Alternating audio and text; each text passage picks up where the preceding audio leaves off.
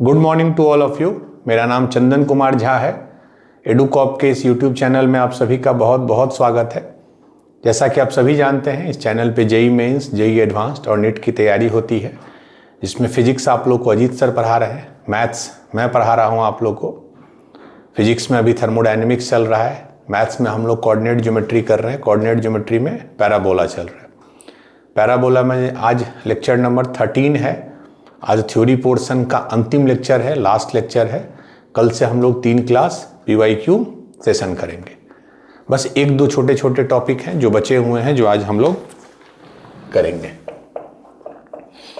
पहला है reflection property of a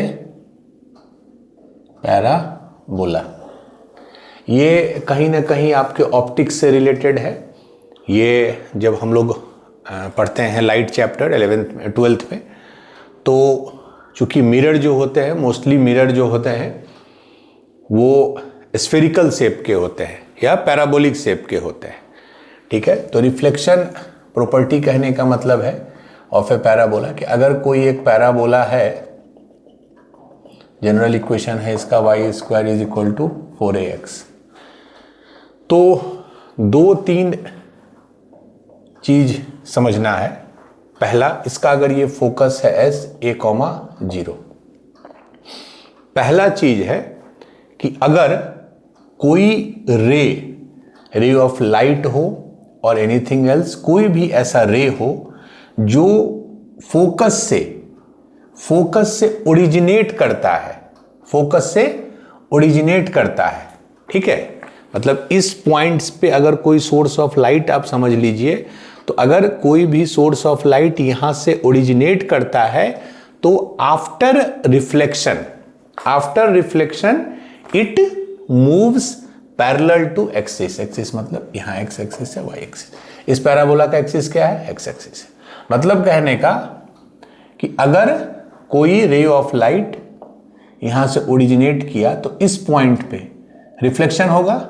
reflection के बाद ये x एक्सिस के पैरेलल चला जाएगा, ठीक है। मतलब if a ray is originating from focus, then after reflection it will move parallel to axis. ठीक है, ये आपने ऑप्टिक्स में पढ़ा भी है या पढ़िएगा सेम चीज अगर आपने वो पोर्शन किया है या नहीं। मतलब अगर फोकस से कोई रे ऑफ लाइट निकला तो यहां पे रिफ्लेक्शन होगा इस पॉइंट पे। मान लीजिए ए है ये, रिफ्लेक्शन के बाद, रिफ्लेक्शन की प्रॉपर्टी आपको पता है, 3 चीज होता है लॉज ऑफ रिफ्लेक्शन कि incident ray, reflected ray and the normal to the plane is, ये तीनों सेम प्लेन में होते हैं।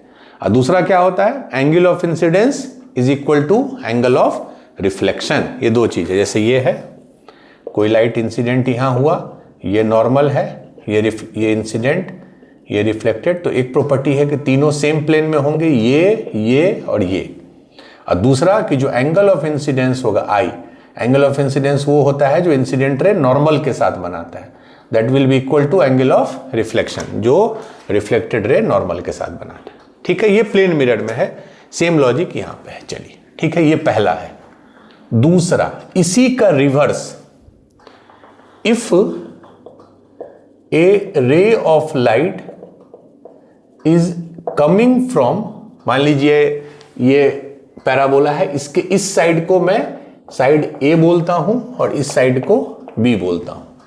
A उसके इनसाइड का साइड है और B बाहर का है। If a ray of light is coming from A side, then after reflection it will pass through focus A,0। मतलब जस्ट पहले वाले का रिवर्स है कि यहां से रे ऑफ लाइट निकला तो पैरेलल हो गया। अगर रे ऑफ लाइट ऐसा आता है, कोई रे ऑफ लाइट पैरेलल, तो यहां मान लीजिए रिफ्लेक्ट हुआ, तो after reflection it will move, it will pass through focus. Just उसका रिवर्स है। पहला है कि फोकस से रे ऑफ लाइट निकला तो पैरेलल हो गया, दूसरा है कि अगर पैरेलल आया तो फोकस से पास करेगा। ये दो इंपॉर्टेंट रिफ्लेक्शन प्रॉपर्टीज हैं। ठीक है, तीसरा और लास्ट, मान लीजिए कोई रे ऑफ लाइट यहां से आता है। ठीक है, मान लीजिए ऐसे आया, रे ऑफ लाइट इधर से आया बी साइड से। यहां पे क्या होगा, ये पॉइंट है, ये पॉइंट ऑफ रिफ्लेक्शन यही है। यहां पे एक नॉर्मल हम ड्रॉ कर देते हैं। ठीक है, तब क्या होगा कि तब चूंकि रिफ्लेक्शन में मीडियम नहीं बदलता है, मीडियम रिफ्रैक्शन में चेंज होता है, रिफ्लेक्शन में मीडियम रिमेन्स द सेम। तो जो इंसिडेंट रे आएगा वो इधर तो नहीं आ पाएगा क्योंकि मीडियम नहीं चेंज करेगा। तो वो क्या करेगा, ऐसे रिफ्लेक्ट होगा, ऐसे, भले पिक्चर में भी नहीं लग रहा है, ये ऐसे रिफ्लेक्ट हो जाएगा कि जिससे वो अपीयर होगा, जिससे वो दिखेगा। इसको बैक ट्रैक जब करेंगे तो ये फोकस से पास होगा। इस पिक्चर में भले आपको नहीं दिख रहा है, बट जब भी कोई इंसिडेंट रे बाहर से रिफ्लेक्ट होगा तो रिफ्लेक्शन के बाद वो नो डाउट फोकस से डायरेक्ट पास नहीं होगा क्योंकि मीडियम चेंज नहीं कर सकता है। तो वो रिफ्लेक्ट इधर हो जाएगा, लेकिन वो ऐसा रिफ्लेक्शन होगा कि इट विल अपीयर, ये ऐसा कुछ, इट विल अपीयर कि रिफ्लेक्टेड रे फोकस से ही अगर एक्सटेंड करेंगे तो पास करेगा। मतलब if a ray of light is coming from side B, side B मतलब उधर से, then after reflection it will appear, actual में नहीं होगा, it will appear as if, मतलब ये ऐसे चला जाएगा, बट इसको जब हम एक्सटेंड करेंगे तो वो फोकस से पास करेगा। यहां के बाद मैं यहां लिख रहा हूं, it will appear as if reflected ray is passing through focus. बस यही तीन चीज है कि फोकस से निकला तो पैरेलल हो गया, पैरेलल आया तो फोकस से गया, अगर बाहर से आ रहा है तो it will appear as if it is passing through the focus. तो यही law of basically reflection property of a parabola है। इसको बहुत अलग अलग क्वेश्चंस में भी आप यूज कर सकते हैं। ये मैंने प्रॉपर्टी बताया, ये ऑप्टिक्स में भी यूज होता है जब आप स्फेरिकल मिरर पढ़ते हैं तो, ठीक है, उस केस में भी यही लॉजिक आप पढ़िएगा। तो ये पहला प्रॉपर्टी था जो हम लोग आज पढ़े। एक और हम लोग पढ़ेंगे, वो टेंजेंट से रिलेटेड है, वो हो सकता है टेंजेंट बताने के समय स्किप हो गया हो या नहीं हुआ हो। तो चलिए, तो ये हो गया रिफ्लेक्शन प्रॉपर्टी। ठीक, दूसरा प्रॉपर्टी ऑफ टेंजेंट का एक कंसेप्ट है जो कंटिन्यूड में लिख रहा हूं, जो हम उस समय नहीं बता पाए थे। ये क्या है, मैं लिख देता हूं पहले। If the tangents at point P and point Q meet at point T, ठीक है, मतलब एक पैराबोला है, मैं यहां पिक्चर बना रहा हूं, एक पैराबोला है, दो पॉइंट है P, इसको T1 लिखेंगे। T1 का क्या मतलब है कि P का कोऑर्डिनेट क्या है, AT² TA1। एक दूसरा पॉइंट है Q, इसको हम T2 लिख रहे हैं। T2 मतलब क्या होता है कोऑर्डिनेट, AT2² 2A T2। यहां से एक हमने टेंजेंट ड्रॉ किया, एक हमने यहां से टेंजेंट ड्रॉ किया। मान लीजिए ये मीटिंग पॉइंट है T, ठीक है।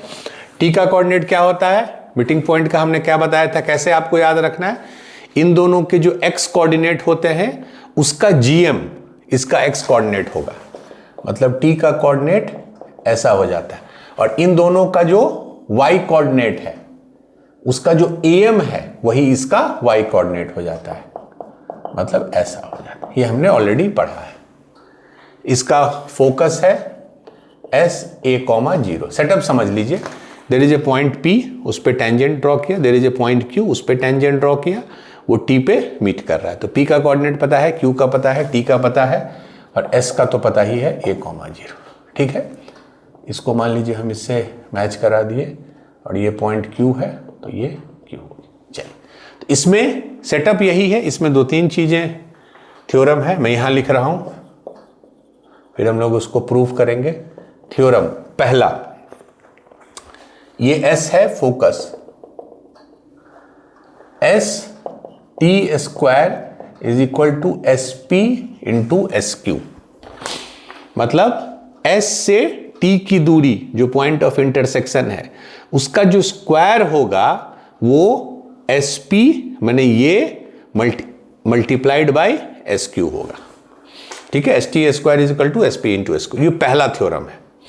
हम लोग इसको प्रूव इजीली कर सकते हैं क्योंकि हमको सारे पॉइंट का कोऑर्डिनेट पता है। मैं लिख देता हूं, SP क्या होगा, SP मतलब इस पॉइंट का फोकस से दूरी।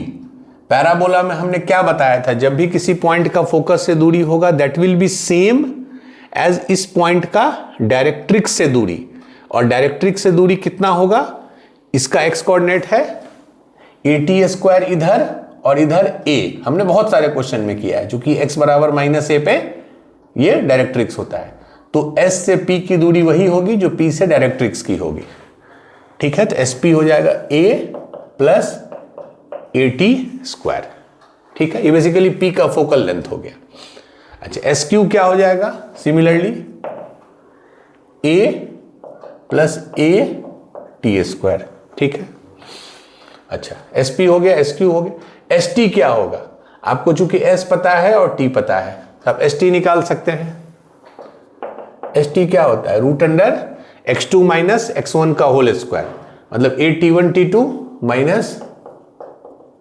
माइनस A का whole square plus y2 minus y1 का होल स्क्वायर। ये तो 0 है तो सिंपली हो जाएगा A T1 प्लस T2 का होल स्क्वायर, ठीक है। बस अब आप क्या कीजिए, चेक कर लीजिए RHS, मैं कर देता हूं। चलिए, LHS क्या है, ST², ठीक है, ST²। ST कितना है ये, इसको स्क्वायर करेंगे तो A कॉमन ले लिए, T1 T2 -1 इसका स्क्वायर, तो इसका भी स्क्वायर, इसका भी स्क्वायर, ठीक है। A कॉमन ले लिए तो T1 T2 -1 का स्क्वायर, ठीक है, plus A² T1 plus T2 का स्क्वायर। तो A² कॉमन ले लीजिए तो ये हो गया T1² T2² plus 1 -2 T1 T2 plus ये T1² plus T2² plus 2 T1 T2। तो ये पोर्शन कट गया, बचा कितना, A² T1² plus T2² plus T1² T2² plus 1, ये हो गया ST²। अब SP इंटू SQ कीजिए, इसको इससे मल्टीप्लाई कीजिए, SP इंटू SQ क्या हो जाएगा, A कॉमन ले लिए पहले में तो 1 प्लस T1² और A इधर भी कॉमन है तो ये 2 हो गया 1 प्लस T2²। तो ये क्या हो गया, 1 plus T2² plus T1² plus T1 T2²। देख लीजिए दोनों सेम है। तो LHS is equal to RHS, मतलब SP इंटू SQ फोकस से पहला पॉइंट इंटू दूसरा point is equal to ST का स्क्वायर। ये पहला थ्योरम है, ठीक है।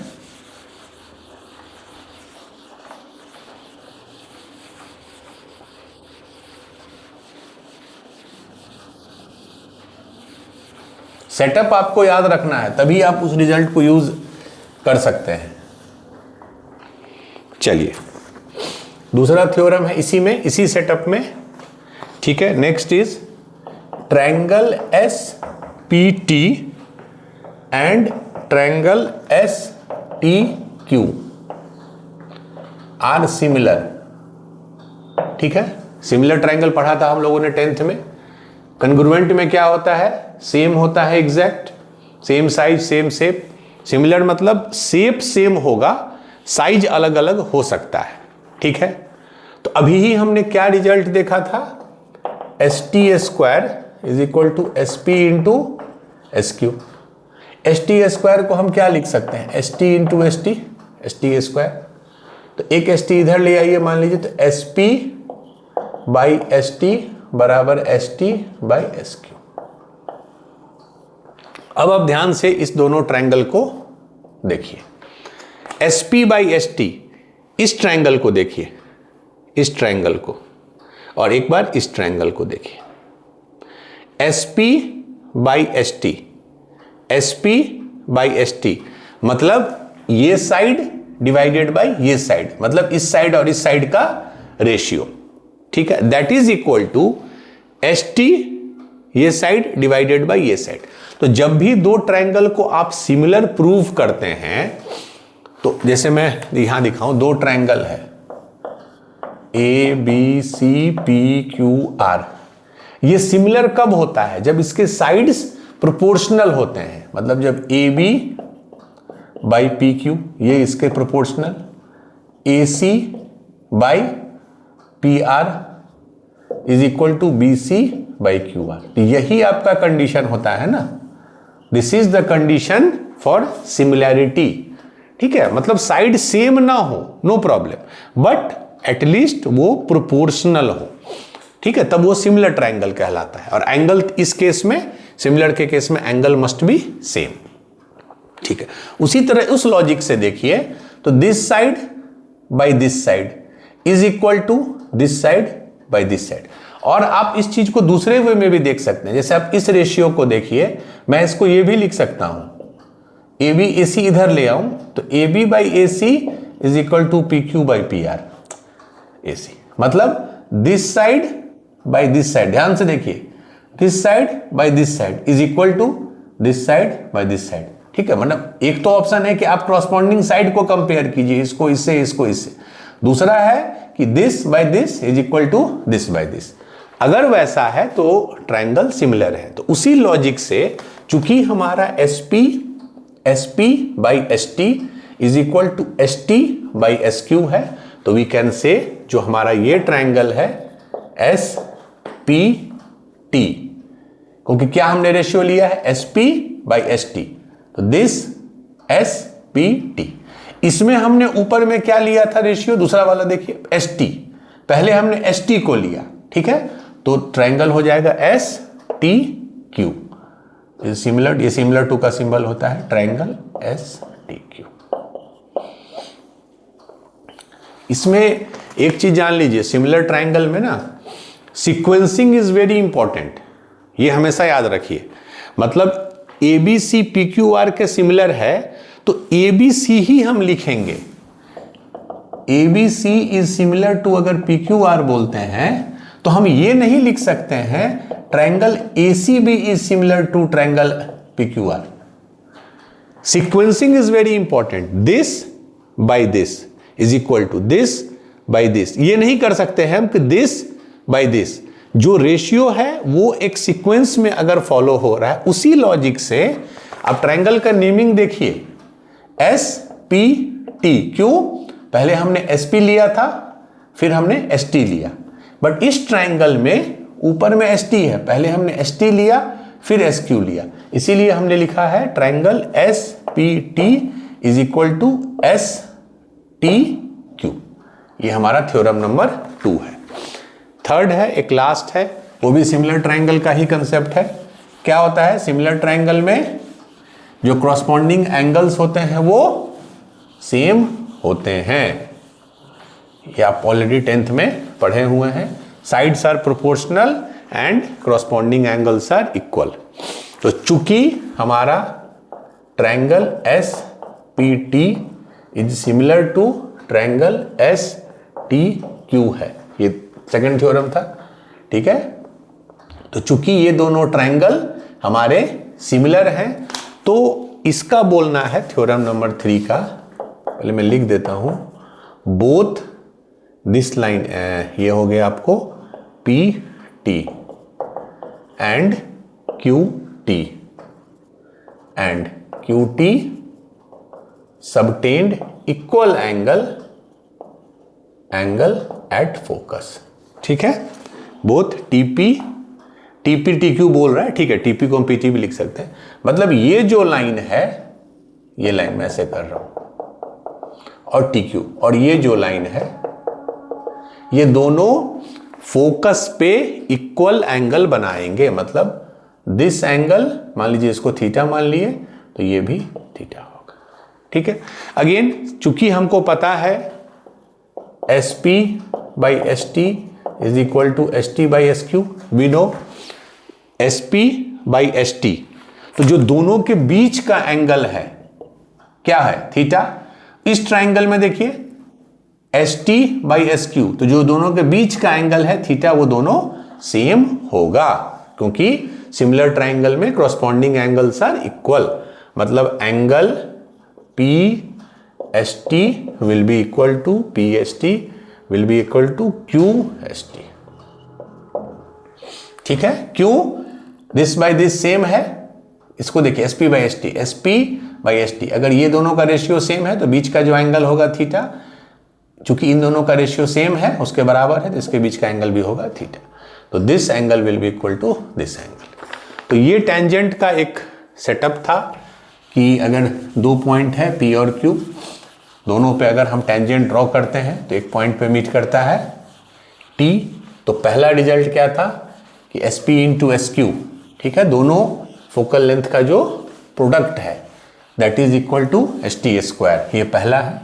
दूसरा है कि जो दो ट्राइंगल बनेंगे वो सिमिलर होंगे, और थर्ड एंड लास्ट है कि जो दोनों टेंजेंट हैं वो फोकस पे इक्वल एंगल ड्रॉ करेंगे। यही हमारा तीनों थ्योरम था, मैंने प्रूव करके भी आपको बता दिया।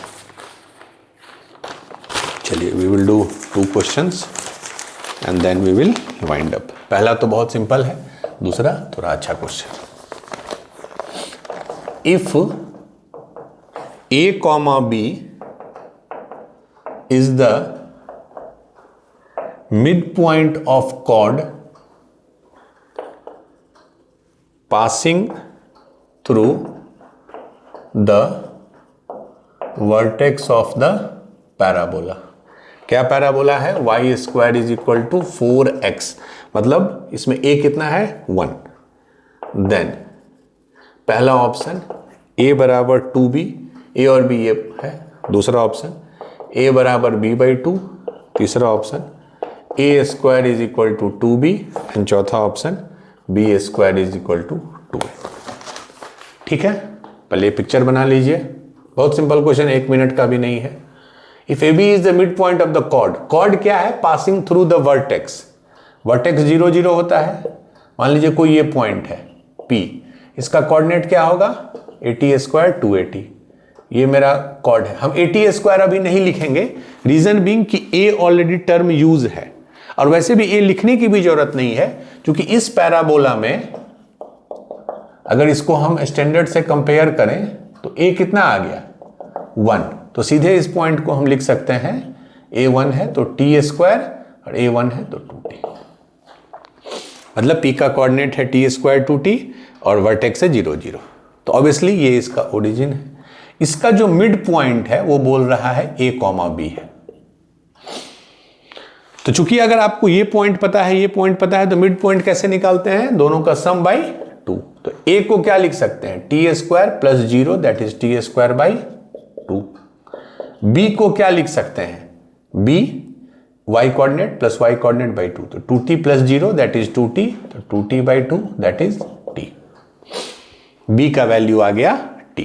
बस अब एलिमिनेट करना है, a बराबर t स्क्वायर बाई 2 है और t का वैल्यू b के बराबर है, तो t के जगह b रख दीजिए, तो b स्क्वायर बाई 2, तो b स्क्वायर बराबर 2 है। So this is the result, b square बराबर 2 है। ठीक है, सिंपल सा क्वेश्चन था। ठीक है, कैसे पैरामीटर में t को एलिमिनेट करते हैं, हमने ट्रिग्नोमेट्री में बड़ा अच्छे से और पढ़ा था। इससे t को b में लिखिए और फिर उसमें पुट कर दीजिए। ठीक है, चलिए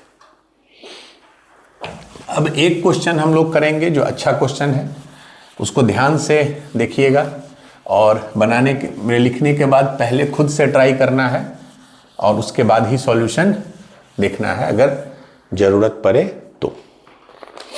चलिए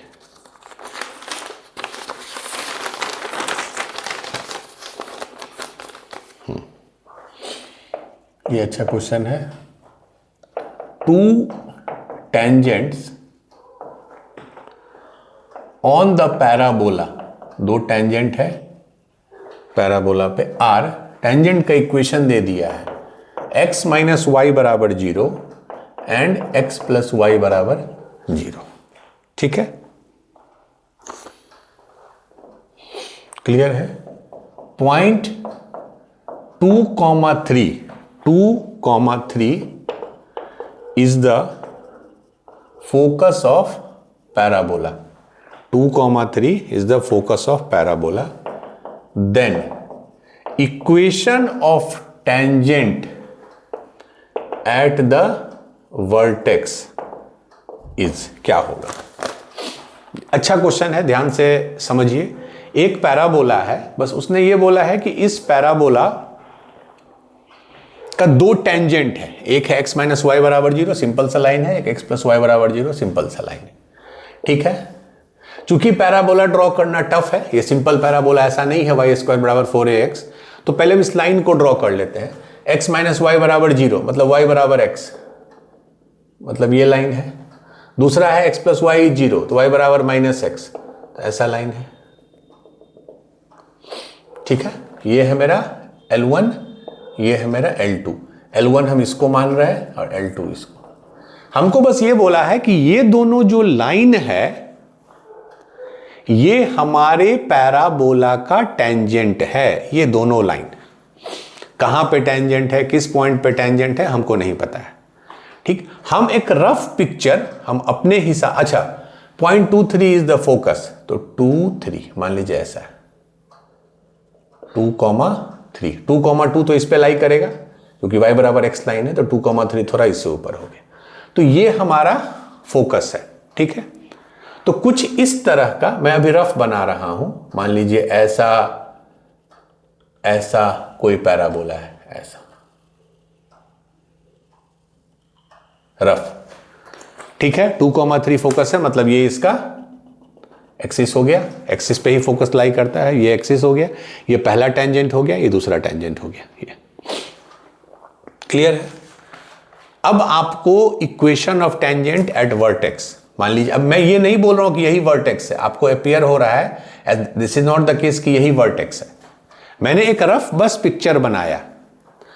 अब आप याद कीजिए कि जब भी हमने पैराबोला में एक चैप्टर पढ़ा था टेंजेंट, उसमें हमने टेंजेंट के 3-4 प्रॉपर्टीज बताए थे।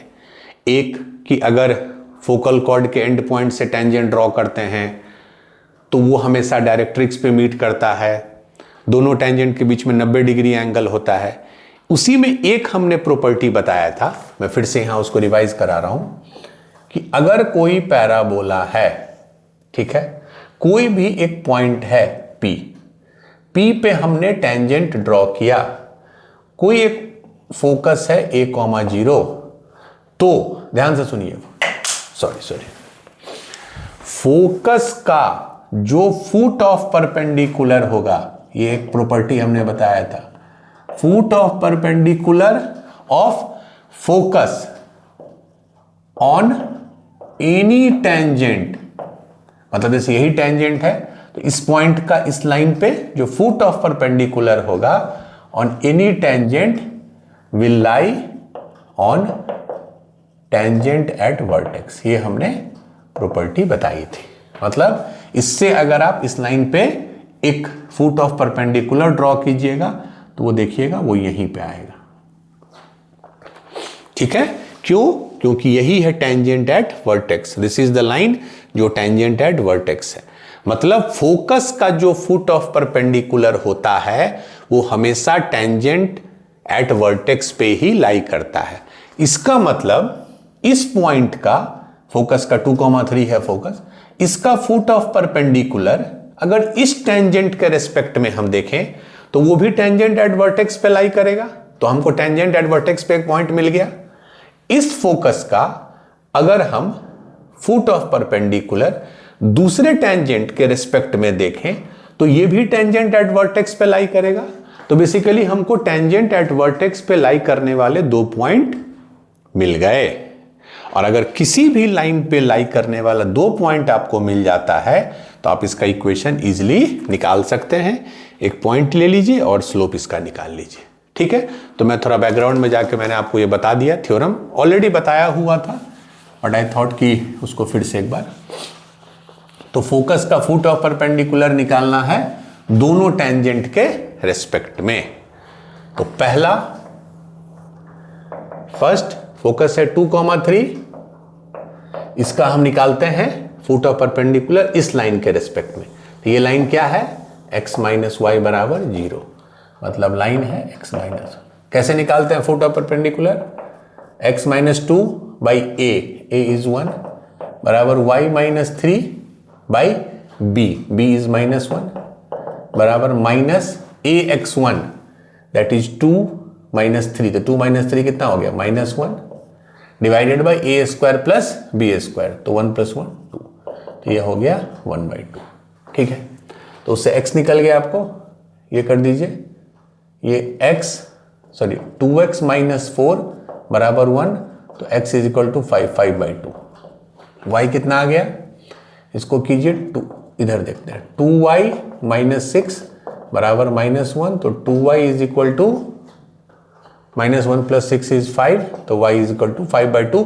खैर इसमें y निकालने की जरूरत नहीं थी, क्योंकि ये लाइन जब y बराबर x है, दिस लाइन इज y बराबर x, तो जो x आता है वही y आता है।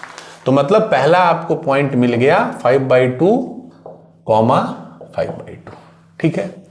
सेकेंड केस में पॉइंट तो सेम है 2,3, अब लाइन क्या हो गया, second is x plus y बराबर 0, तो निकालिए x माइनस 2 बाई 1 बराबर y माइनस 3 बाई 1 बराबर -1। अब देखिए x plus y 2 plus 3 5 by A square plus B square 1 plus 1 2, ठीक है। तो -5/2, तो कितना आ गया 2x माइनस 4 बराबर -5, तो x is equal to -5 plus 4 -1 -1/2, और x जब -1/2 है तो y कितना हो जाएगा, y is nothing but -x, तो -x इज 1/2, मतलब सेकेंड पॉइंट आ गया -1/2, 1/2, ठीक है। First point is 5/2, 5/2, second point is -1/2, 1/2, ठीक है। बस ये दोनों पॉइंट किस पे लाई करेगा, टेंजेंट एट वर्टेक्स पे। और अगर दोनों पॉइंट आपको पता है तो आप इक्वेशन ऑफ लाइन इजिली निकाल दीजिएगा। एक पॉइंट है आपको P1 5/2, 5/2, सेकेंड पॉइंट है P2 -1/2, 1/2, ठीक है। स्लोप क्या होगा इस लाइन का, स्लोप क्या होगा, y2 minus y1 by x2 minus x1। इसको अगर सेकेंड पॉइंट ले लीजिए तो 5/2 minus 1/2, y2 minus y1 by x2, 5/2 plus 1/2, ये कितना हो गया, ये हो गया 4/2, ये 6/2, तो 4/6 दैट इज 2/3, तो स्लोप हो गया 2/3। तो ये स्लोप हो गया, एक पॉइंट ले लीजिए रेफरेंस, तो y माइनस y1 बराबर m x माइनस ये, तो इधर हो गया 3y, 3 से मल्टीप्लाई कर रहे हैं, माइनस 5 × 3 15/2 बराबर 2x 10/2, ठीक है। तो एक तरफ ले आएंगे, 2x minus 10/2 is 5 plus 15/2 minus 3y बराबर 0, तो 2x माइनस 3y, ये कितना है -5 प्लस 15/2, 15/2 इज 7.5, तो -5 प्लस 7.5 दैट इज 2.5। डबल कर देते हैं जिससे ये भी एक इंटीजर हो जाए, तो क्या हो जाएगा 4x माइनस 6y प्लस 5 बराबर 0। So this will be the 4x, let me check, 4x minus 6y plus 5 बराबर 0। ये अब आ गया आपका equation of tangent at vertex, ठीक है।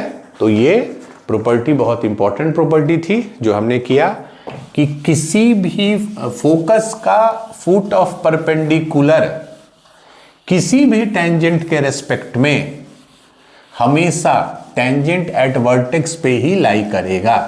तो जो 2-3 प्रॉपर्टीज हमने की थी, आपको सिर्फ उसको देखना नहीं था, you can see how they are very well used. इसलिए मैं उतने ही थ्योरम कराता हूं जो आप याद रख सके और जो आपको एग्जाम में हेल्प करे। अदरवाइज बुक्स में बहुत अननेसेसरीली थ्योरम्स हैं जो आप याद नहीं रख सकते हैं और जो ना आपके लिए रेलिवेंट है। जो 4-5 थे मैंने अच्छे से आपको करवा दिए, ठीक है। तो विद दिस जितने भी थ्योरी लेक्चर थे सब कंप्लीट हो गए। टोटल 13 लेक्चर्स लगे हैं। आप एक बार सारे 13 लेक्चर्स को ब्रशअप कर लीजिए, रिवाइज कर लीजिए। अब लेक्चर नंबर 14, 15, 16 ये तीनों में हम लोग PYQs करेंगे and after that we will move to next unit ellipse. तो that's it for today's class. अच्छे से पढ़िए, रिवाइज कीजिए। कल के क्लास से पहले एक बार 13 लेक्चर को रिवाइज कर लीजिए। तो कल हम लोग मिलते हैं PYQ सेशन में। Thank you.